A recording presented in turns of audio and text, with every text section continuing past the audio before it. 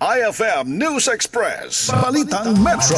Usaping kuryente pa rin mga idol sa Urdaneta City naman. Nagpaalala po ang Pangasinan Electric Cooperative 3 o Panelco 3 sa publiko at sa lahat ng member consumer owners na ang power restoration sa mga lugar na naapektuhan ng pagkawala ng kuryente ay dadaan sa masusing proseso upang matiyak ang kaligtasan ng mga linemen at ng buong sistema. Ayon sa opisyal na pahayag, bagaman nauunawaan ng Panelco 3 ang kagustuhan ng mga mamamayan na agad maibalik ang supply ng kuryente, hindi ito basta-basta dahil sa lawak ng pinsala sa mga poste, kable at substation. Narito ang karaniwang proseso.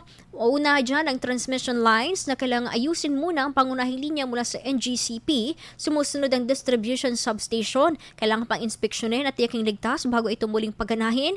Main distribution backbone lines. Unahin ang mga linya papunta sa mga substation at pangunahing feeders. Lateral secondary lines, linya papunta sa mga barangay, kalye at subdivision. Individual service drop wire at kilowatt-hour meter, huling inaayos ang koneksyon ng bawat kabahayan.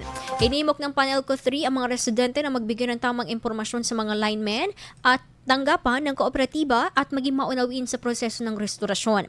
Dagdag pa rin tanggapan ng kooperasyon at pagtitiwala ng publiko ay malaking tulong upang mapabilis ang pagbabalik normal ng operasyon ng kuryente sa mga apektadong lugar. IFM News. IFM News.